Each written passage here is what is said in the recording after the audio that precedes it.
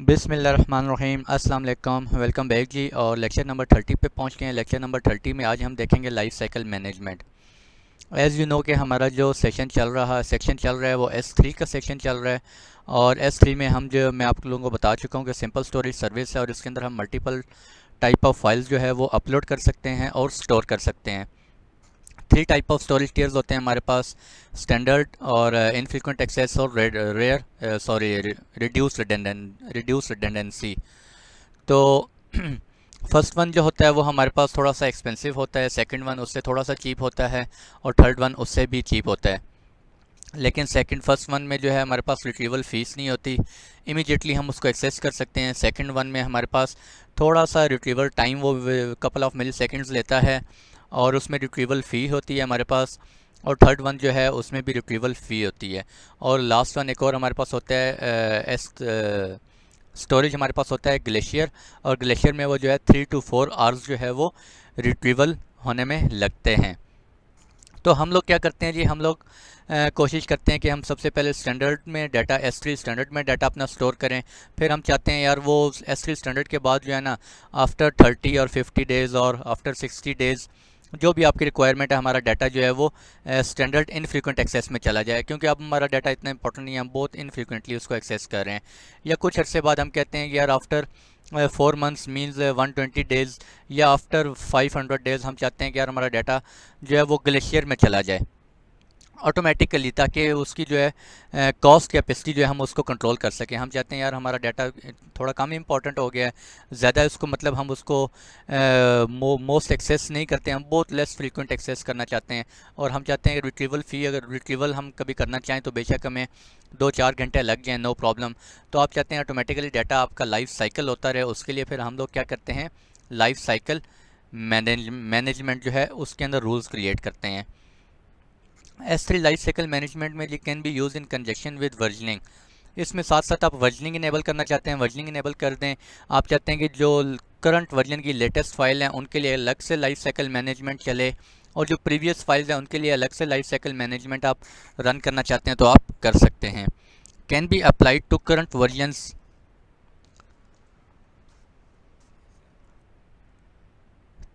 तो आप जो है वो करंट वर्जन के ऊपर भी कर सकते हैं और प्रीवियस वर्जन के ऊपर भी कर सकते हैं life cycle management. Following actions can now be done transition to standard infrequent access. अच्छा, दो तरह की हम ट्रांजिशन कर सकते हैं, स्टैंडर्ड से इनफ्रीक्वेंट एक्सेस में कर सकते हैं या ग्लेशियर में कर सकते हैं, ठीक है जी। और इनफ्रीक्वेंट एक्सेस में एटलीस्ट 30 डेज़ तक हम डाटा रख सकते हैं। उसके बाद जो है हम वो ग्लेशियर स्टोरेज एक्सेस में ट्रांजिशन करवाना चाह रहे हैं तो करवा सकते हैं। अच्छा, ये मैंने एक डायग्राम ली है, ये मैंने डायग्राम इंटरनेट से ली है जी। और ये जो आपको डिस्प्ले नज़र आ रहा है ना, ये डिस्प्ले एक्चुअली पुराने वाला है थोड़ा सा। S3 का अभी जो है वो नया कंसोल आ गया है, उसके अंदर ये चीज़ें आपको इस तरह से डायग्राम शो नहीं होती। ये S3 का पुराना जब हमारे पास कंसोल होता था उस वक्त हम क्या करते थे, एक्शन ऑन करंट वर्जन अगर आप चूज़ करते हैं उसमें आप यहाँ पे 30 डेज़ जब मेंशन करते हैं transition to the standard infrequent access, 30 days after the creation date, 30 days के बाद इनफ्रीक्वेंट एक्सेस स्टोरेज में आपका डाटा मूव हो जाए। उसके बाद ग्लेशियर में करना चाह रहे हैं तो after 60 days after the object creation date, ठीक है जी। और आप चाहते हैं एक्सपायर हो जाए डाटा, आपका टोटली डिलीट हो जाए, आप चाहते हैं 61 डेज़ के बाद आप डाटा डिलीट करना चाहते हैं तो वो भी आप यहाँ से मैनेज कर सकते हैं। यहाँ पे हमारे पास जब हम पहले S3 का जब हमारे पास ओल्ड कंसोल होता था तो इस तरह की साथ साथ एक डायग्राम हमारी होती थी।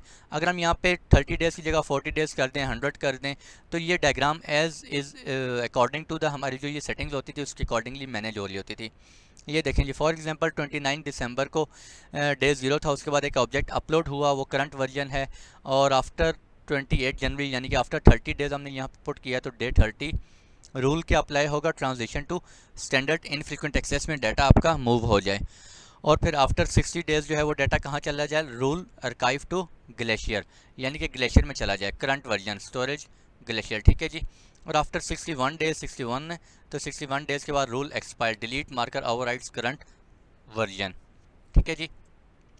तो अभी जो है हमारे पास जो लेटेस्ट अभी हम लाइफ साइकिल मैनेजमेंट रन करेंगे उसके अंदर हमारे पास ये डायग्राम शो नहीं होगी, और उसमें थोड़ा सा जो है ना वो कंसोल थोड़ा सा चेंज है। खैर आसान है, मुश्किल नहीं है, आसान है, समझने में बहुत आसान है, लेकिन थोड़ा सा चेंज है वो इससे, ठीक है, जिसमें डायग्राम वगैरह शो नहीं होगी। तो चलते हैं जी लैब की तरफ, और सर्विसेज में जाके आप स्टोरेज में जाके S3 सिलेक्ट करें। S3 में सेलेक्ट करने के बाद यहाँ पे एक बकेट क्रिएट करते हैं, और मैं कहता हूँ जी, अच्छा कैपिटल लेटर यूज़ नहीं कर सकते आप, लाइफ साइकिल बकेट।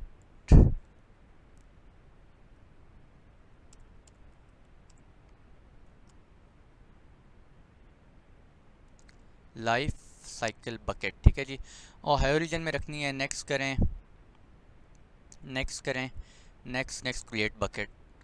अच्छा ये हमारे पास बकेट क्रिएट होगी, आप देख सकते हैं नॉट पब्लिक। अब मैं क्या करना चाहता हूँ, बकेट के प्रॉपर्टीज़ में जाता हूँ इस बकेट की, और मैं क्या करता हूँ, वर्जनिंग इनेबल करनी है, आप कर लें। स्टैटिक वेब सेटिंग हम देख चुके हैं, और ट्रांसफ़र एक्सेलरेशन रिक्वेस्टर पेज, और सॉरी प्रॉपर्टीज़ में नहीं आना, मैनेजमेंट में आना है। मैनेजमेंट में हम लोग रेप्लिकेशन देख चुके हैं, और ये हमारे पास है जी लाइफ साइकिल। लाइफ साइकिल में आप ऐड लाइफ साइकिल रूल पे क्लिक करेंगे। अब यहाँ पे आप रूल एंटर करें कोई भी, मैं कहता हूँ जी माय फर्स्ट रूल, आप कुछ भी रूल नेम एंटर कर सकते हैं। Add filter to limit scope to prefix और टैग्स, क्या कह रहे हैं जी वो, आप इस पूरी बकेट के ऊपर रूल अप्लाई करना चाहते हैं, या अगर आप किसी फोल्डर में करना चाहते हैं, मैं कहता हूँ स्लैश मेरी बकेट कौन सी है, बकेट में कौन सी थी, मैं भूल गया नाम ही, लाइफ साइकिल बकेट समथिंग था कुछ, ठीक है, life cycle bucket I think था। आप वो सिलेक्ट करें स्लैश, उसके बाद अगर उसके अंदर कोई फोल्डर पड़ा हुआ है आप वो सिलेक्ट करें। आप चाहते हैं सिर्फ इस फोल्डर के ऊपर रूल अप्लाई हो तो उसके ऊपर रूल अप्लाई होगा। आप चाहते हैं कि मेरे पूरे इस बकेट के ऊपर रूल अप्लाई हो, उसके अंदर जो कुछ पड़ा हुआ है उन सब के ऊपर रूल अप्लाई हो, तो आप क्या करेंगे, सिंपल इसको छोड़ देंगे। नेक्स्ट करें जी, नेक्स्ट वो कह रहे हैं कन्फिगर ट्रांजिशन किस पे करना चाह रहे हैं, करंट वर्जन पे करना चाह रहे हैं और प्रीवियस वर्जन पे करना चाह रहे हैं। मैं कहता हूँ जी मैं for the time being current version पे करना चाह रहा हूँ। You don't have any transition setup for current version of objects, add transition करें।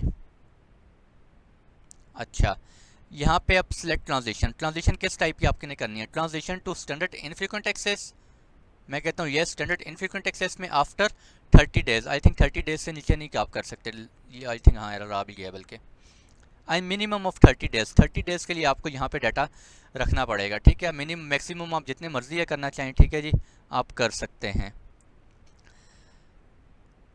30 डेज। और मैं कहता हूँ कि एक और ट्रांजिशन ऐड करें कि मेरा जो डाटा पड़ा है वो आफ्टर 30 डेज कहाँ चला जाए, स्टैंडर्ड से स्टैंडर्ड इनफ्रीक्वेंट एक्सेस में चला जाए, और उसके बाद जो है transition to Amazon Glacier, Glacier में चला जाए आफ्टर 60 डेज, ठीक है जी।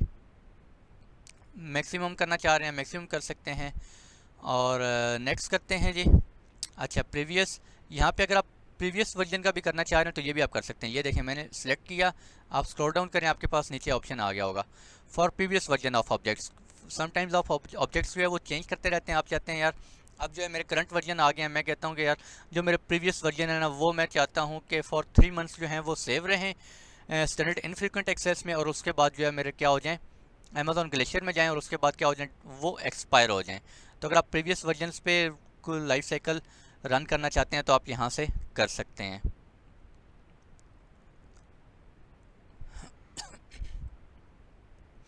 अच्छा मैं इसको भी अनचेक कर देता हूँ, और नेक्स्ट नेक्स्ट क्या कहते हैं जी, कन्फिगर एक्सपायरेशन। एक्सपायरेशन अगर आप कन्फिगर करना चाहते हैं आपका डाटा जो है वो इतने देर के बाद एक्सपायर हो जाए, वो आप कर सकते हैं, ठीक है जी।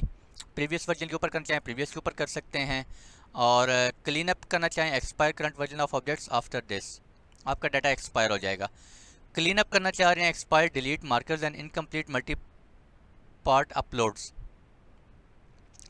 Clean up expired object delete marker, इस कुछ आपके अगर डिलीट मार्कर आपने कुछ खुद से लगाए हुए थे, डिलीट किया था, उनके ऊपर डिलीट मार्कर एक लग जाता है। अगर आप चाहते हैं वो भी डाटा आपका क्लीन अप हो जाए तो आप इसको भी सिलेक्ट कर सकते हैं, ठीक है जी। तो ये भी आपको नहीं करने देगा, क्यों, क्योंकि हमारे पास क्या है ये चेक हुआ हुआ है expire current version of objects, ये आप अनचेक रखें, उसके बाद आप ये कर सकते हैं इसको क्लीन अप, ठीक है। खुद से अगर आप क्लीन अप करना चाहते हैं आप क्लीन अप कर लें इसको, और नेक्स्ट करें जी सेव। तो ये आप देख सकते हैं यहाँ पे हमारे पास एक रूल क्रिएट हो गया जी, और रूल में आप देख सकते हैं एक्शन फॉर करंट वर्जन क्या एक्शन है, स्टैंडर्ड इनफ्रीक्वेंट एक्सेस में पहले जाएगा डाटा और फिर अमेजोन ग्लेशियर में जाएगा। एक्शन फॉर प्रीवियस वर्जन के ऊपर हमने कोई एक्शन परफॉर्म नहीं करना। अप्लाइड टू किसके ऊपर अप्लाई हो रहा है जी, होल बकेट के ऊपर। फर्दर आप एडिट करना चाह रहे हैं आप एडिट कर सकते हैं इसको, ठीक है। नेक्स्ट करें, मैं कहता हूँ कि ये वाली ट्रांजिशन जो है ना मेरी रिमूव कर दें जी। नेक्स्ट सेव, ये देखें अब एक्शन क्या हो गया करंट वर्जन के लिए, सिर्फ डाटा हमारा काम मूव हो रहा है स्टैंडर्ड इनफ्रीक्वेंट एक्सेस में, यानी कि ग्लेशियर हमने रिमूव कर दिया। मैं एक और रूल ऐड कर देता हूँ, मैं कहता हूँ जी इसी के अंदर एडिशन करते हैं करंट कन्फिगर एक्सपायरेशन, और मैं ये रूल ऐड करता हूँ 425 डेज़ के बाद डाटा क्या हो जाए, एक्सपायर हो जाए। अच्छा, एक्सपायर डाटा होने के लिए हमारे पास मस्ट है कि डाटा आपका अमेजोन ग्लेशियर में भी पड़ा हो, मतलब कि स्टैंडर्ड इनफ्रीक्वेंट एक्सेस में जाए फिर अमेजोन ग्लेशियर में जाए और उसके बाद आपका डाटा क्या होगा, एक्सपायर होगा, उससे पहले आप एक्सपायर नहीं कर सकते। नेक्स्ट, ये देखें ग्लेशियर में डाटा आपका टोटल कितना, उसकी लिमिट होनी चाहिए 90 डेज़। 30 डेज़ आपका यहाँ पड़ा है, 60 डेज़ आपका यहाँ पड़ा है, एटलीस्ट 90 डेज़ आपका डाटा इस आप कह लें कि साइकिल के अंदर पड़ा हुआ हो, उसके बाद आप डाटा जो है वो डिलीट कर सकते हैं। अगर मैं यहाँ पे 59 कर देता हूँ तो ये देखें मुझे ये डिलीट नहीं करने देगा एक्सपायर। ये क्या कह रहा है जी, an object must remain in the standard for minimum of 30 days before ट्रांसलेशनिंग to glacier storage, inter and value greater than और इक्वल टू 60। ठीक है जी, अब आप अपने डाटा को एक्सपायर भी कर सकते हैं। सेव करें। अच्छा, मैंने एक्सपायर अभी सिलेक्ट नहीं किया था, वो इस वजह से नहीं आ रहा। ठीक है, बहरहाल आपको कॉन्सेप्ट समझ आ गया। आप इस तरह से रूल्स जो हैं वो क्रिएट कर सकते हैं अपने बकेट्स के ऊपर, अपने ऑब्जेक्ट्स के ऊपर। अप्लाइड टू होल बकेट के ऊपर करना चाह रहे हैं या किसी फोल्डर के ऊपर करना चाह रहे हैं आप कर सकते हैं। फर्दर डिलीट करना चाह रहे हैं डिलीट कर सकते हैं जी। और इसको सिलेक्ट करें, सिलेक्ट करने के बाद इनेबल करना चाह रहे हैं इनेबल कर सकते हैं, डिसेबल करना चाह रहे हैं डिसेबल कर सकते हैं। हम इसको डिसेबल कर देते हैं और ये क्या हो गया, मेरा रूल डिसेबल हो गया। ठीक है जी, और अभी मैं इसको डिलीट कर देता हूँ, आप डिलीट करना चाह रहे हैं डिलीट कर सकते हैं। और ये हमारे पास लाइफ साइकिल रूल क्या हो गया, डिलीट हो गया। ठीक है जी, तो आज का लेक्चर छोटा ही था, काफ़ी सारी चीज़ें हम लोगों ने देख ली हैं S3 के अंदर। S3 के अंदर अभी तक हमने क्या कुछ देख लिया है जी, एक नज़र लगा लेते हैं। मैनेजमेंट में जाएं, रेप्लिकेशन देख लिया हमने, लाइफ साइकिल रूल देख लिया है, और प्रॉपर्टीज़ में वर्जनिंग हम देख चुके हैं, स्टैटिक वेबसाइट होस्टिंग हम देख चुके हैं, परमिशंस हम लोग देख चुके हैं, परमिशंस किस तरह से लगाते हैं। टैगिंग में आप लोगों को बता चुका हूँ, टैगिंग आप करना चाह रहे हैं कर सकते हैं। ठीक है जी, और फर्दर इंशाल्लाह बाकी चीज़ें भी साथ साथ हम देख रहे हैं। तो आज के लिए इतने ही रखते हैं, मिलते हैं इंशाल्लाह नेक्स्ट लेक्चर में आप लोगों से। तब तक के लिए खुश रहें, दुआ में ज़रूर याद रखिएगा। अल्लाह हाफ़िज़।